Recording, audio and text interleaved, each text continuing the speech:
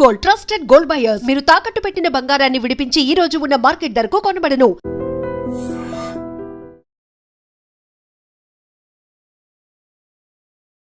Inside politics with కవిత.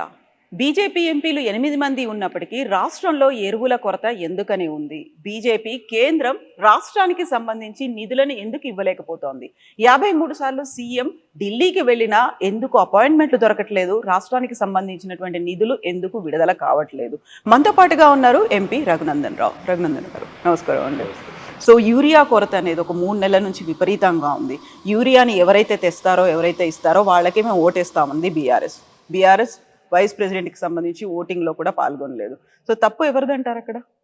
ఓట్లు లేని వాళ్ళు ఓటేస్తామని బెదిరిస్తే ఎవరేం చేస్తారు? 4 ఎంపీలు ఉన్నారు కదా రాజ్యసభ. లోక్సభలో వాళ్ళకి ఒక్క ఎంపీ కూడా లేడు కదా కవిత గారు. సో మేము చేసేది ఈ దేశం బాగుండాలని పనిచేస్తున్న నరేంద్ర మోడీ గారి నాయకత్వంలో తప్ప ఓట్ల కోసం సీట్ల కోసం మేము పంచాయతీ చేసేటోళ్ళం కాదు. యూరియా ఈ రాష్ట్రానికి కొంత డిలే, టెక్నికల్గా ఒక 1 వీక్ 10 డేస్ కొంత యూరియా డిలే ఉంటుంది, కానీ 100% రైతన్నలకి ఆగస్టు 1 వరకు ఎంత యూరియా కావాలనో అంత యూరియాని అందించడం లోపల కేంద్ర ప్రభుత్వం 100% సఫలీకృతమైంది, చక్కగా పనిచేసింది. దాన్ని డిస్ట్రిబ్యూషన్ చేయడం లోపల కాంగ్రెస్ పార్టీ వైఫల్యం అయితే దాన్ని ఒక ఉద్యమంలాగా మలిచి రాష్ట్ర ప్రభుత్వాన్ని బదనాం చేసి కేంద్రాన్ని బదనాం చేసడం లోపల టీఆర్ఎస్ కొంతమేర సక్సెస్ అయింది. కాకపోతే ఇప్పుడు తేవడంలో విఫలమయ్యారు, లేకపోతే ఇప్పించడంలో విఫలమయ్యారు. ఉన్నటువంటి 8+8 కలిపితే 0 అయింది తప్ప రాష్ట్రానికి ఒరిగింది ఏమీ లేదు అనేది ఒక వాదన. ఇప్పుడు జర్నలిస్ట్గా పనిచేసి వచ్చినా కాబట్టి జర్నలిస్టులని అనే అధికారం నాకు ఉందని అనుకుంటాను. తెలుగు మీడియాకి బాగా పైత్యం ఎక్కువ కవిత. ఇప్పుడు వాళ్ళ బాపు ఉన్నప్పుడు యూరియా ఇచ్చింది ఎవరు? కేటీఆర్ వాళ్ళ నాయన ఉన్నప్పుడు లేదా కేసీఆర్ వాళ్ళందరికీ, తెలంగాణ ఉద్యమకారులందరికీ బాపు అయినా కేసీఆర్ 10 ఏళ్ళు ఈ రాష్ట్రాన్ని పాలించినప్పుడు యూరియా ఇచ్చింది ఎవడు? ఏం కాదా? నేను తమాషా చేస్తారు. మీరుంటే చక్కగా ఉంటుంది, పక్కన ఉన్నాడు ఉంటే చేతనైతే లేదనే మాటలు ఏం మాట్లాడతారు మీరు అసలు? అప్పుడు యూరియా ఇచ్చింది నరేంద్ర మోడీ, ఇప్పుడు యూరియా ఇచ్చింది నరేంద్ర మోడీ. అన్ని రాష్ట్రాలకి ఎంత అవసరం ఉందని ఇండెంట్ పెడితే అంత ఇచ్చింది మేమే. దానికి యూరియా ఇయ్యలేదు. దానికి కూడా ఆర్టిఫిషియల్గా వాళ్ళు ఒక ఉద్యమాన్ని ప్రారంభిస్తే రైతులు ప్యానిక్ గురై రోజు లైన్లో నిల్చొని ఇబ్బందులు ఎదుర్కొనేటువంటి పరిస్థితి వస్తుంది. ఇది వాళ్ళు కావాలని క్రియేట్ చేసినారు. కొంత రాష్ట్ర ప్రభుత్వం వైఫల్యం ఉంది, డిస్ట్రిబ్యూషన్ లోపల ప్రాపర్గా చేయకపోవడం. రైతులు పానిక్ కాకుండా ఎక్కడికక్కడ మంత్రులు పోయి సెంటర్లని సందర్శించి ప్రజలకి రైతులకి భరోసా ఇవ్వాల్సినటువంటి కాంగ్రెస్ మంత్రులు వైఫల్యం చెందిరు. వీళ్ళకి అడ్మినిస్ట్రేషన్ మీద పట్టు లేదు. వాళ్ళకి బురద జల్లుట లోపల పూర్తి పట్టు వచ్చింది. వాళ్ళు బురద జల్లుతారు, వీళ్ళు పట్టించుకుంటలేరు. ఇంతే తేడా అందులో. ఇండెంట్ వాళ్ళు పెట్టలేదా లేకుంటే ఇవ్వలేకపోయారా? ఏమైంది అక్కడ? కవిత గారు, ఇట్లా భూతద్దాలు పెట్టి ఇండెంట్లు పెట్టలేదా ఏమైతే నువ్వు నెలకు సరిపోయే రేషన్ తెచ్చుకుంటావు. సడన్గా కోవిడ్ వచ్చి లాక్డౌన్ అయింది, ఏం చేస్తారు? భారతదేశానికి అనుకోకుండా ఒక యుద్ధం వచ్చింది, కొంచెం ఇబ్బందికరమైన పరిస్థితి వచ్చింది. ఉన్న దాంట్లో రైతులన్నీ కన్విన్స్ చేసి జూలై 31 దాకా రాని కొరత ఆగస్టులో ఎందుకు వచ్చింది? ఏం చేసింది రాష్ట్ర ప్రభుత్వం? ఎంత పెట్టింది ఇండెంట్, ఎంత ఇచ్చిండ్రు? నేను DDRC మీటింగ్లో మా జిల్లాలో పాల్గొన్నాను కాబట్టి చెప్తా ఉన్నాను. నేను మీకు జూలై లాస్ట్ వీక్లో గౌరవ మంత్రి వివేక్ గారితో కలిసి పాల్గొన్నప్పుడు నేను అడిగిన మా జిల్లా కలెక్టర్ గారిని, యూరియా మీకు సరిపోయినంత వస్తుందా వస్తలేదా, ఆగస్ట్ ఇండెంట్ సరిగా పెట్టిండ్రా పెట్టలేదా అని అడిగినాను. అది రాష్ట్ర ప్రభుత్వం చెప్పాలి. వాళ్ళు ఎంత అడిగితే అంత ఇచ్చినాం. మధ్యలో కొంత పాకిస్తాన్ తోటి యుద్ధం వల్ల ఒక 1 వీక్ 10 డేస్ కొంచెం డిస్టర్బెన్స్ అయిన మాట వాస్తవం. దాన్ని మేము అంగీకరించేందుకు చిత్తశుద్ధితోటి ఉన్నాం. కానీ టీఆర్ఎస్ ఒకటే పనిగా బురద జల్లే కార్యక్రమం పెట్టుకొని 30 మంది పేమెంట్ ఇచ్చేటువంటి జీతగాళ్ళని జర్నలిస్టులకు పెట్టుకొని ఏది పడితే అది చేస్తుంటే ఎవడేం చేస్తాడు కవిత గారు? దానికి కేసీఆర్ ఉన్నప్పుడు యూరియా అయింది, ఆ కేసీఆర్ ఇంట్లో ఫామ్ హౌస్లో తయారు చేసుకొని తెచ్చి రైతులకంతా యూరియా ఇచ్చిండా? మా బాబు ఉంటే మంచిగా వచ్చింది, వేరే ఎవడో తెలియదు. పోయిన సంవత్సరం రాలేదా మరి? ఇదే ఈసారి ఎందుకు వచ్చింది? ఆ డిఫికల్టీని గమనించకుండా రాజకీయ లబ్ధి కోసం పొద్దుగా లేతే బురదల్లే కార్యక్రమాన్ని 30 మెడికల్ కాలేజీలు కాదు 30 యూట్యూబ్ ఛానళ్ళకి జీతం ఇవ్వాలని కేటీఆర్ అనేటువంటి జీతం ఇచ్చి చేస్తుంటే ఎవడేం చేస్తాడు దానికి? కవిత గారు, ఇబ్బంది జరిగిన మాట వాస్తవం, వారం 10 రోజులు అవస్థ అయిన మాట వాస్తవం. ఆ వారం 10 రోజులు సరిగా మేనేజ్ చేసుకోవడం ఈ ప్రభుత్వానికి చేతగా లేదు అంటున్నా. ఉన్న యూరియాని రైతులకు భరోసా ఇవ్వకపోతే 2 అవసరం ఉన్న వాళ్ళు వచ్చే పసలు కూడా దొరుకుతుందని 4 తీసుకుంటున్నారు.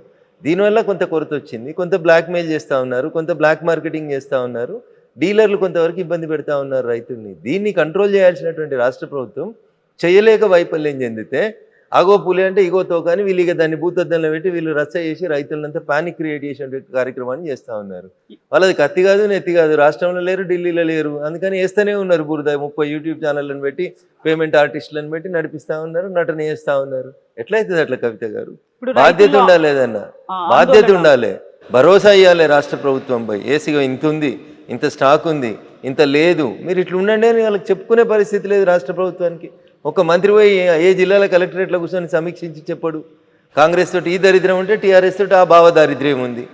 ఇద్దరు కలిసి మమ్మల్ని బదనాం చేసేయాలనే కార్యక్రమం తప్పితే ఏముంది అందులో చెప్పండి. సో వాళ్ళిద్దరూ కలిసారని మీరు అంటున్నారు. మొన్న ఎన్నికల్లో ఓటేయకపోవడానికి కారణమే బీఆర్ఎస్ బీజేపీకి బీ టీంలా ఉంది కాబట్టి ఓటేయలేదని జయరాం రమేష్. బీఆర్ఎస్ అనేది ఇర్రెలెవెంట్ అవుతుంది రాష్ట్ర రాజకీయాల్లో. నేను ఈ మాట ఏదో రఘునందన్ కావాలని టీఆర్ఎస్ని తిడతాడు కాబట్టి తిట్టాలని తిడతలేడు, ఓకేనా? అరే నీ కుటుంబాన్నే కంట్రోల్ చేసుకోవడం చేతలు అయితే లేదు, రేపు నీ రాష్ట్రాన్ని ఏం కంట్రోల్ చేస్తావు నువ్వు? బిడ్డకి కొడుకు మధ్యలో ఆస్తుల పంపకాలలో పంచాయతీ నడుస్తూ ఉంది, దాన్ని సరి చేసుకోరి ఫస్ట్. మీరు బీఆర్ఎస్ వాళ్ళు అది ఆలోచించుకోరి ఫస్ట్. అది ఆలోచించుకోవడం చేత కాదు, అది చేయడం చేత కాదు. బావకు నాకంటే ఎక్కువ పదవులు ఇస్తారు అని మరదలో ఇల్లు చేస్తూ ఉంది. కుటుంబాన్ని చక్కదిద్దుకో, నలుగురున్న కుటుంబాన్ని చక్కదిద్దుకోలేనాడు రేపు 4 కోట్ల తెలంగాణ ప్రజల్ని చక్కదిద్దాడు, రేపు మా బాపు మళ్ళీ వస్తాడు, మేము మళ్ళీ వస్తాం, వచ్చి ఏం చేస్తారు? బిడ్డకే న్యాయం చేయలేను, నువ్వు దేశంలో ఎవరికే న్యాయం చేస్తావు? తొలి తెలంగాణ క్యాబినెట్లో ఒక ఆడబిడ్డకు మంత్రి పదవి వేయకుండా అట్లా ఆడబిడ్డలకి అన్యాయం చేసినావు. ఆఖరికి రెండో దాంట్లో ఇప్పుడు నీ బిడ్డనే చెప్పి బయటకు వచ్చింది, మా నాయన మొత్తం సామాజిక తెలంగాణకు వ్యతిరేకం, మా నాయననే తప్పు చేసిండు అని చెప్తుంది. ఇంకేం ముఖం పెట్టుకుని వచ్చి ఓట్లు అడుగుతారు రేపు టీఆర్ఎస్ వాళ్ళు? దేనికోసం అడుగుతారు ఓట్లు? సంపాదించిన అక్రమాస్తుల్ని బిడ్డకి కొడుకు సరిగా వంచలేదని చెప్తాడా? లేకపోతే బిడ్డకి పదవి వేయక మా అల్లుడికి పదవి ఇచ్చిన అల్లుడు ఇంకోటి చేస్తున్నాడని చెప్పుకుంటాడా? ఏం చెప్తారు మీరు రేపు వచ్చి? ఏం టీఆర్ఎస్ ఏం బీఆర్ఎస్ ఏడున్నదని? ఇర్రెలవెంట్ అయిన వాళ్ళ గురించి మీరేదో ముచ్చట పెడతారు మళ్ళీ నాతోటి వచ్చి. ఏమున్నది అందులో? ఏడున్నారు వాళ్ళు? ఏడున్నారు కవిత గారు? ఎందుకు లేరు మెదక్ పార్లమెంట్లో? ఏం చెప్తారు మీరు? ప్రజాస్వామ్యం అర్థం ప్రజలు ఓట్లు వేస్తారు, మీకు ఓట్లు వేస్తే లేరు కదా, రేపు ఇంకా వేయరు మీకు. నిన్న మన ఒక జర్నలిస్ట్ కృష్ణ అనుకుంటా మిత్రుడు 10 ప్రశ్నలు సమాజం ముందు నుంచి సర్వే చేసిండు. ఏమొచ్చింది సర్వే రిపోర్టు? మాకేం కాలే, మంచిగా ఉన్నామని బింకనాలు పొంకనాలు కొట్టి పొద్దుగల బావ ప్రెస్ పెడితే పొద్దుగుకి ట్వీట్ పెట్టుడు, గివే కదా అలా పంచాయతీ, బావబొమ్మరిదిల పంచాయతీలే కదా. అలా ఏం చేస్తున్నారండి వాళ్ళకి? మీరు చూడు, నేను చాలా స్పష్టంగా చెప్పదలుచుకున్నా మీకు. ఈ 18 నెలల్లో గత ఏడాది నుంచి హరీష్ రావు గారు ఒక జిల్లాకు వస్తే దానికి పోటీ కేటీఆర్ గారు ఇంకో జిల్లాకు పోవాలి. హరీష్ రావు గారు ప్రెస్ మీట్ పెడితే కేటీఆర్ గారు ట్వీట్ పెట్టాలి, హరీష్ ట్వీట్ పెడితే కేటీఆర్ గారు ప్రెస్ మీట్ పెట్టాలి, బావ సిరిసిల్లకు పోతే బామ్మది కరీంనగర్ పోవాలి. ఇది తప్ప వాళ్ళిద్దరి పోటీ పంచాయతీ తప్ప వాళ్ళు ప్రజలకు చేసింది ఏంది? ఏం చేసిర్రు? 10 ఏళ్ళలో మీరు చక్కదిద్దింది ఏందని? ఓ గ్రూప్ 1 పెడితే కోర్టుకు పోతుంది, గ్రూప్ 1 పోతుంది, గ్రూప్ 2 పోతుంది, గ్రూప్ 3 పోతుంది. అసలు ఎవరి కొంపల బంగారం వచ్చింది? మీ కొంపల తప్ప పక్కన కొంపల బంగారం రాలే. ఆఖరికి వచ్చిన ఆ బంగారాన్ని సరిగా వంచలేమనే కదా ఇలా బిడ్డి పంచాయతీ పెట్టిందంతా. దేని కొట్లాడుతుర్రు కవిత గారు వాళ్ళు? అన్నా చెల్లె దేని కొట్లాడుతుర్రు? బావమరదలు దేని కొట్లాడుతున్నారు? నేను మాట్లాడితే బీజేపీని నాకేదో కేసీఆర్ మీద కోపం ఉంది, కేసీఆర్ కుటుంబం మీద కోపం ఉందని కింద మళ్ళీ పేమెంట్ బ్యాచ్లో 200లకు జీతం ఇచ్చి కామెంట్లు పెట్టిస్తుంటాడు కేటీఆర్ అనేటోడు. దుబాయ్లో సంస్థలు పెట్టుకొని సంపాదించుకున్న సొమ్ముతోటి. ఆడ కవిత అడిగిన దానికి సమాధానం చెప్పమను. మీ పతనం నాతోటే మొదలైంది, ఇంకా రేపు మొత్తం మిమ్మల్ని మొత్తం లేకుండా చేస్తాం ఇట్లే చేస్తే. మీరు ఈ పేమెంట్ బ్యాచ్లతోటి పైసలతోటి రాజకీయం చేయకూడదు దయచేసి. ప్రజలకు సేవ చేసి గెలువుండ్రి. నీ బిడ్డే నీ చెల్లె చెప్పింది కదా నాయనని మంచిగా చూసుకోమని, చూసుకో. పక్క రాష్ట్రం లేదు అయింది కదా జయలలిత గారికి, అట్లా కాకుండా చూసుకో, జాగ్రత్త పడు. రామన్న అని ప్రాధాయపడుతూ చెప్పింది కదా, పైసల పంచాయతీ కాదు, ముందు నాయనని కాపాడుకోరు.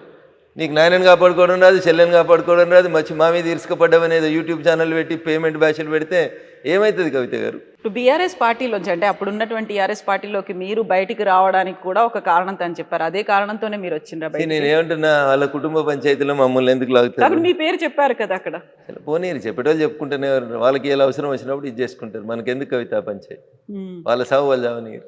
సో వచ్చినటువంటి రీజన్స్ అన్ని ఏంటనుకుంటున్నారు? ఇవన్నీ రీజన్స్ తోనే నేను నన్ను ఎందుకు బయటికి పంపిరేంది అనేది నేను బయటకు వచ్చినప్పుడు ఉండబద్దలు కొట్టినట్టు చెప్పిన, ఓకేనా? తిట్టేకాడికి తిట్టినా, శాపనార్థాలు పెట్టేకాడికి పెట్టినాం, చేసేకాడికి చేసినాం. ఇది కాదు కొట్లాడాలి వ్యతిరేకంగా నిలబడాలనుకున్నాం. ఏ నోరైతే కేసీఆర్ గొప్పోడు, తెలంగాణ గొప్పదని చెప్పిందో, తెలంగాణ తెచ్చుకుంటేందుకు ఆయన ఉపయోగపడతాడని చెప్పిండో అదే నోరు చెప్పింది. వచ్చిన తెలంగాణ నేను దోసుకొని పెడుతున్నాడు, మళ్ళీ ఎవరికి వస్తే వ్యతిరేకంగా కొట్లాడినేమో వాళ్ళకే ఇస్తున్నాడు అని మళ్ళీ కొట్లాడింది ఇదే రఘునందన్ రావు నోరు. మంచిని మంచి అన్నం, చెడుని చెడు అంట. సార్ ఇప్పుడు బీఆర్ఎస్ బీజేపీకి బీ టీం కాదా? ఈ ప్రశ్న అడిగేటువంటి రిపోర్టర్లకి మీ క్వాలిఫికేషన్ ఏందని అడగాల్సి వస్తుంది. ఒక రాజకీయ పార్టీ ఇంకొక రాజకీయ పార్టీకి బీ టీం ఎందుకు అవుతుంది? ఎందుకు అవుతుంది అంటున్నా. కేసీఆర్ అనేటోడు ఇఫ్తార్ విందులు ఇస్తాడు, మేము ఇఫ్తార్ విందులలో పాల్గొంటామా? పార్టిసిపేట్ చేస్తున్నారు కదా. వాళ్ళు ముస్లిమ్స్కి రిజర్వేషన్స్ కావాలని కొట్లాడతారు కేసీఆర్ వాళ్ళు, కాంగ్రెస్ కొట్లాడుతుంది. కాంగ్రెస్ బీఆర్ఎస్ ఒకటవుతుందా, బీజేపీ బీఆర్ఎస్ ఒకటవుతుందా? ఎట్లా అడుగుతారు మీరు ఆ ప్రశ్నలో అంటున్నా? ఏ సిద్ధాంతంలో పోలికుంది? మాకు దేశం ఫస్ట్, మా నాయకుడు 24 గంటలలో 18 గంటలు పనిచేస్తాడు, వాళ్ళ కుటుంబం ఫస్ట్. అవునా? వాళ్ళకి 24 గంటలు ఫామ్ హౌసే ఫస్ట్, వాళ్ళకి ఆస్తులు దోసుకోవడం ఫస్ట్, మాకు ఈ దేశం కోసం చచ్చిపోవడం ఫస్ట్. ఇక వాళ్ళకి మాకు బీఫ్ టీంలు ఎట్లయితే ఏం పొంతన ఉంటుంది? ఏం పోలికుందని అడుగుతారు? బీఆర్ఎస్కి ఏం సిద్ధాంతం ఉంది? ఏం సిద్ధాంతం ఉంది బీఆర్ఎస్? తెలంగాణ తొలి ముఖ్యమంత్రి దళితుడే, చెప్పిన మాట మర్చిపోవాలి. తెలంగాణ ఫస్ట్ క్యాబినెట్లో మహిళలు ఉండరు, ఆకాశంలో సగం ఆడబిడ్డలు ఎట్లు ఇయ్యరు అంటాడు అవసరం వచ్చినప్పుడు. మళ్ళీ ఆయన ఇలా ఆడబిడ్డలు కనబడరు. రెండో క్యాబినెట్లో బీసీలు ఉంచారు. తెలంగాణ జనాభాలో 185% బీసీలు, ఎస్సీలు, ఎస్టీలు. ఇది జూన్ 2014లో కేసీఆర్ గారు నిండు శాసనసభలో చెప్పిన మాట. ఏడిచ్చిండు మంత్రి పదవులు, ఏడిచ్చిండు మంత్రి పదవులు. 3 బీసీలకిస్తే ఒక బీసీని అర్ధరాత్రి తీసి పారేసిండు. అవునా? ఏమున్నది మరి వాళ్ళకి సామాజిక న్యాయం అంటే? ఏమేదో చెప్తుంది సామాజిక న్యాయం అని మా చెల్లె కవిత. పూలే బొమ్మ పెట్టాలి అసెంబ్లీలో. అరే మీ నాయన ముఖ్యమంత్రి ఉన్న 10 ఏళ్ళు ఏడున్నావు నువ్వు? ఏడున్నావు అంటున్నా. అప్పుడు ఎందుకు పెట్టలే పూలే విగ్రహం? అప్పుడు ఎంపీ నువ్వు, ఎమ్మెల్సీ ఎందుకు పెట్టలే? నాయన నేను పూలే విగ్రహం పెడతాను ఎందుకు పోయి పెట్టలే అసెంబ్లీలో? ఇలా దానికి సంతకాల సేకరణ, ఓ రోజు కోదండరామ్ గారింటికి, ఓ రోజు లేని గద్దర్ గారింటికి, ఓ రోజు ఇంకోళ్ళ ఇంటికో ఏదో సంతకాలు చేస్తుంది. ఈ మీద ఉద్ధరిస్తున్న సమాజాన్ని అని తిరుగుతుంది. ఏం ఉద్ధరిస్తుంది? నవ్వుతురు జనాలు. 10 ఏళ్ళు పెట్టడం చేతకాలగాని ఈమె ఇలా పూలే పేరు చెప్పుకొని తిరుగుతుంది. సామాజిక తెలంగాణ అంట. మీ నాయన చేసిందే నువ్వు చేస్తా ఉన్నావు. ఎట్లా వస్తుంది మీతోటి సామాజిక తెలంగాణ? మాతోటి వస్తుంది కవిత గారు. మేము 170 మందికి ఇచ్చినాం కేంద్ర క్యాబినెట్ లోపల. వాళ్ళు ఇయ్యలే, టీఆర్ఎస్ వాళ్ళు ఇప్పుడున్న కాంగ్రెస్ వాళ్ళు ఇయ్యలే. మీరేమో టీఆర్ఎస్ మా బీ టీం అంటాడు, బీఆర్ఎస్ వాడేమో కాంగ్రెస్ బీజేపీ ఒకటి అంటాడు. ఎందుకు ఒకటైతాం అంటున్నా? మాకు ఎవరితోటి ఏం అవసరం ఉందని ఒకటైతాం? మాకు ఏం అవసరం వాళ్ళతోటి? మా సిద్ధాంతానికి వాళ్ళ సిద్ధాంతానికి పొత్తు ఎక్కడుంది, పొంతన ఎక్కడుంది, సారూప్యత ఎక్కడుంది? 30 ఏళ్ళు దేశాలకి అధ్యక్షులుగా వాళ్ళే ఉంటారు. ఒక పార్టీ ఉంటే ఆ పార్టీకి మొత్తం వాళ్ళే, జీవితకాలం వాళ్ళే అధ్యక్షులు, జీవితకాలం వాళ్ళే ప్రైమ్ మినిస్టర్లు ఉండాలి, వాళ్ళ కుటుంబాలే ప్రైమ్ మినిస్టర్లు ఉండాలి. వాళ్ళతో మాకు పోలికి ఎక్కడిది? టీఆర్ఎస్ వాళ్ళు అంటారు కాంగ్రెస్ బీజేపీ ఒకటి అంటారు. ఎట్లా ఒకటి అవుతుంది? ప్రతి 3 ఏళ్ళకి ఎవరున్నా సరే మేము అధ్యక్షుడిని మార్చేస్తాం, ఎంత పెద్దోళ్ళనైనా కానీ. మ్యాక్సిమం అంటే 2వ అవకాశం ఇస్తుంది మా పార్టీ. ఎట్లయితుంది కవిత గారు? ఎట్లా బీటీం అవుతుంది బీఆర్ఎస్? ఏ లెక్కన బీటీం అవుతుంది చెప్పు? ఏ సిద్ధాంతం ప్రకారం బీటీం అవుతుంది? కాంగ్రెస్ వాళ్ళది నోరా మోరా వాళ్ళు ఆలోచించుకోవాలి. రాహుల్ గాంధీ అంటాడు ఓటు చోరీ అయింది అంటాడు, ఎంపీల ఓట్లు చోరీ అయినాయంట. ఏం మాట్లాడతారు కవిత గారు? ఈయన ఇట్లా మాట్లాడతాడు కేటీఆర్, ఆయన అట్లా మాట్లాడతాడు. ఏం మనుషులు వీళ్ళు అసలు? ఓటు చోరీ అవుతుంది అంటే ఏంది? నువ్వు ఎవరిని అవమానిస్తున్నావు? ఎంపీలను అవమానిస్తున్నావా? నీ పార్టీ ఎంపీలను అవమానిస్తున్నావా? నీ పార్టీ ఎంపీలు ఎట్లా నువ్వు చెప్తున్నారు? వాళ్ళు ఆత్మప్రబోధానుసారం వేస్తే వేసి ఉంటారు. ఆడ విప్ లేదు కాబట్టి వేసి ఉంటారు. దానికి ఎవడు ఏం చేస్తాడు? ఇండి కూటమి ఎంపీలు వేస్తే వేసి ఉంటారు. నీకేంది ఉంటారు? నీకు నియంత్రణ లేదు. నీకు పార్టీ మీద నియంత్రణ లేదు, మీ ఎంపీల మీద నియంత్రణ లేదు, ఎంపీలకు నీ పార్టీ అధికారంలోకి వస్తుందనే విశ్వాసం లేదు. సో ఎవరుంటారు నీతో పాటు? ఎందుకుంటారు? పడవ మునిగిపోతుందని తెలిస్తే ఈత వచ్చిన వాళ్ళంతా పడవలకి వెళ్ళి దుంకి వెళ్ళిపోతుంటారు కవిత గారు. మునిగేదాకా ఎందుకుంటారు పడవలో? ఎప్పుడు అవకాశం వచ్చినప్పుడు అప్పుడు అటు దుంకి వెళ్ళిపోతూనే ఉంటాడు కదా. మునిగిపోయే పడవలు ఏ రాజకీయ నాయకుడు ట్రావెల్ చేస్తాడు? సో ఇప్పుడు మీరు ఈ మాటలన్నిటిలోనూ ఓట్ చోరీతో పాటుగా అన్నది సిబిఐ, ఈడీలు, ఐటీ ఈ అన్నిటినీ త్రిశూల వ్యూహాన్ని అమలుపరుస్తున్నారని అదే రోజు కదా రేవంత్ రెడ్డి కూడా కాళేశ్వరం ప్రాజెక్ట్ మీద సిబిఐకి ఇస్తోంది అని. మీరు ఈ ప్రశ్న రాహుల్ గాంధీనో రేవంత్ రెడ్డినో అడగాలి. కాంగ్రెస్ వాళ్ళు చేసిన తప్పులకు వచ్చి బీజేపీ వాళ్ళని సమాధానం చెప్పమంటే మాకు ఏం అవసరం ఉందని సమాధానం చెప్తాం. ఆ ట్వీట్ చేసినప్పుడు కింద మీరు కౌంటర్ పెట్టాలి. అరే వారి బుడ్డోడా, ఇది ఈ సిబిఐని ఈడీని తీసుకొచ్చింది బీజేపీ పార్టీ నరేంద్ర మోడీ గారు కాదురా బాబు, మీ నాయనమ్మ మీ తాత ఉన్నప్పుడు తెచ్చిరు, వాళ్ళని అడుగురా పోయాని అడిగిపోయి అడిగిరారా పోరే అని చెప్పాలి. అట్లా ఏది ఎప్పుడు వచ్చిందో తెలియని వాళ్ళు మాట్లాడితే ఆ నిమిషానికి ఎవడో పక్క నుండి ట్వీట్ చేస్తాడు. ఆఫీసులో బ్యాక్ బెంచీల్లో ఫ్రంట్ బెంచీల్లో కూర్చున్నాడు, అంతేగా నేను చదివి ట్వీట్ చేస్తాడా? మరి ఇప్పుడు కాళేశ్వరం ప్రాజెక్ట్లో సిబిఐ అంటే ఏమవుతుంది అనుకుంటున్నారు మీరు? నాకు తెలియదు, అది ఇచ్చిరో అయ్యలేదో ఏమవుతుందో కాలం నిర్ణయిస్తుంది, చూద్దాం. అది మధ్యలో కోర్టుకు పోయినట్టుంది కదా, కొద్దిగా ఓపిక ఉందాం. సామాజిక న్యాయం, బీసీలకి 42% రిజర్వేషన్లు, ఇదేమవుతుంది? ఎక్కడి దాకా వెళ్తుంది? మేము ఇస్తున్నాం కదా, మాకు అవకాశం ఉన్న ప్రతి చోట మేము ఇస్తున్నాం. కాంగ్రెస్ లాగా ముస్లిమ్స్తో కలిపి ఇచ్చేటువంటి ఆలోచన మాకు లేదు. మేము డాక్టర్ బిఆర్ అంబేద్కర్ గారు రాసిన రాజ్యాంగాన్ని ఫాలో అవుతాం. డాక్టర్ బిఆర్ అంబేద్కర్ గారు రాసిన రాజ్యాంగంలో ఎస్సీలకి ఎస్టీలకి రిజర్వేషన్లు ఇవ్వమన్నారు కానీ మైనార్టీలకు రిజర్వేషన్లు ఇవ్వమని చెప్పలేదు. అయినా కవిత గారు బిలో 10 ఉంటే మైనార్టీస్ అవుతారు, మోర్ దెన్ 10 అయినాక వాళ్ళు మైనార్టీస్ ఏంది, వాళ్ళకి మైనార్టీ రిజర్వేషన్ ఏంది, వాళ్ళని తెచ్చి బీసీ రిజర్వేషన్లో పెట్టేటువంటి తెలివి తక్కువ పని ఏంది? ఎట్టి పరిస్థితుల్లో కూడా వాళ్ళకి రిజర్వేషన్స్ ఇవ్వం మేము. సో దీనికి చట్టబద్ధత వస్తుంది అనుకుంటారా? కోర్టుకు వెళ్తారా? ఏమైనా పోని, వాళ్ళు ఎడికైనా పోని. కోర్టు ఏం చెప్తుంది? భారత రాజ్యాంగాన్ని దాటిపోయి పనిచేయమని చెప్తుందా? రాజ్యాంగం ఫ్రేమ్ ఎంతుంటే గంతల్ని పనిచేయమని చెప్తుంది. రాజ్యాంగబద్ధమైనటువంటి విషయాల్ని రాజ్యాంగబద్ధంగానే పరిష్కరించమని చెప్తుంది. రాజ్యాంగం లిమిట్ని దాటి పనిచేయమని ఎవరెట్లా చెప్తారు కవిత గారు? ఇప్పుడు 42% రిజర్వేషన్ ఇయ్యనంత వరకు స్థానిక సంస్థల ఎన్నికలు రావు వాళ్ళకి అన్నారు. ఎన్నికలు పెట్టే ధైర్యం లేక వాళ్ళ మాట మాట్లాడితే నేనేం చేస్తాను? గెలిచి నీకు ఇవాళ 18 నెలలు 20 నెలలు అవుతుంది, ఇవాళ దాకా ఎలక్షన్స్ పెడతలేరు మీరు. ఇప్పుడు బీజేపీని బదనాం చేసినందుకు కుట్రా, బీజేపీ 42% రిజర్వేషన్లు ఇస్తలేదు కాబట్టి మేము ఎలక్షన్లు పెడతలేమని కుట్రా. రిజర్వేషన్ ఎంత ఉండేది ముందు ఎన్నికలు అయితే పెట్టి సార్, ఊర్లలో ఊడ్చడానికి జీతాలు లేక ఏడుస్తున్నారు, సర్పంచులు లేక సగం ఊర్లు ఇబ్బంది పడతా ఉన్నాయి, ముందు ఎలక్షన్లు పెట్టుర్రి. దానికైతే పార్టీ గుర్తుండదు కదా. గెలిచిన వాళ్ళంతా మా కాంగ్రెస్ వాళ్ళనే కండువ కప్పుకో, ఎవడొద్దంటాడు తర్వాత నిన్ను. ఎలక్షన్లు పెట్టన్నా అంటున్నాం మేము. నువ్వు 42% వాళ్ళకే ఇచ్చేసి పెట్టుకో. 42%లో 10% ముస్లింలకు ఇవ్వడం వల్ల హైదరాబాద్ లాంటి సిటీ లోపల మీరు 150 కార్పొరేటర్లు ఉంటే దాంట్లో వాళ్ళు 10-15 మంది వాళ్ళే వచ్చేస్తున్నారు. ముస్లిం మైనార్టీలు బీసీ కోటా కింద వస్తూ ఉన్నారు. దీన్ని మేము వ్యతిరేకిస్తూ ఉన్నాం. సో ఇప్పుడు మీరు కిషన్ రెడ్డి గారి గురించి చెప్పారు, ఆ అధ్యక్షుడి గురించి మాట్లాడిన తర్వాత వెరీ రీసెంట్గా బీజేపీ నుంచి బయటకు వెళ్ళినటువంటి రాజా సింగ్, ఆయన ఎందుకు కిషన్ రెడ్డి గారికే సవాళ్ళు విసురుస్తున్నారు, ఛాలెంజ్లు చేస్తున్నారు, మన ఇద్దరం పోటీ పడదాం, రాజీనామాలు చేసి రమ్మని? సో మీరు ఇద్దరు అన్నారు కాబట్టి ఆ ఇద్దరిట్లో ఎవరు మాట్లాడినా కరెక్ట్గా ఉంటుంది. నేను మూడో వ్యక్తిగా బయట నుంచి చూస్తుంటే నాకు సరిగ్గా కాకుండా అది బీజేపీ పార్టీయే కదా, మాకు కనిపించట్లేదు, మాకు అర్థం కావట్లేదు. నేను అదే చెప్తా ఉన్నా మీకు. కిషన్ రెడ్డి గారు మాట్లాడినా బాగుంటుంది, లేదా ఆ ప్రశ్నకు సమాధానం రాజా సింగ్ గారు చెప్పినా బాగుంటుంది. మధ్యలో నేను థర్డ్ పర్సన్ అయితే కదా కవిత గారు, నేను మాట్లాడడం బాగుంది. సరే, మీరు ఇప్పుడు పొంతన పోలిక సిద్ధాంతాలు ఎక్కడున్నాయి అనుకుంటే, బయట నుంచి వచ్చినటువంటి వాళ్ళందరికీ కూడా డిఫరెంట్ ఐడియాలజీలు సిద్ధాంతాలు ఉన్నాయి. వాళ్ళందరూ బీజేపీలోకి వచ్చిన తర్వాత మొత్తం బీజేపీ ఐడియాలజీనే పుచ్చుకున్నారా?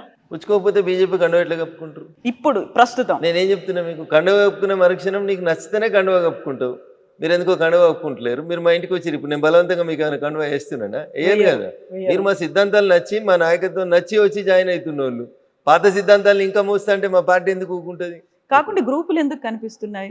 చాలా గ్రూపులు కనిపిస్తున్నాయి. గతంలో కరీంనగర్ కి సంబంధించి బండి సంజయ్ కావచ్చు, ఈటెల రాజేందర్ ఒకరి మీద ఒకరు మాట్లాడుకున్నటువంటి పరిస్థితి ఉంది. బండి సంజయ్ గారు మాట్లాడిన మాటలలో ఎక్కడ ఈటెల రాజేందర్ గారి పేరు రాలేదు. ఈటెల రాజేందర్ గారు మాట్లాడిన ఎక్కడ కూడా బండి సంజయ్ గారి పేరు రాలేదు.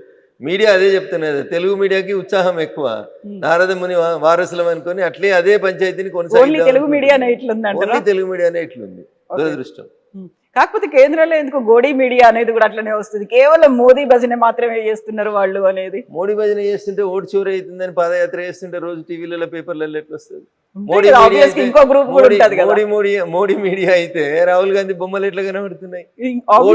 ఓటు చోరీ చేసిండని రాహుల్ గాంధీ మాట్లాడితే టీవీలలో ప్లేట్ బ్రేకింగ్లు ఎట్లా వస్తాయి? రావు కదా.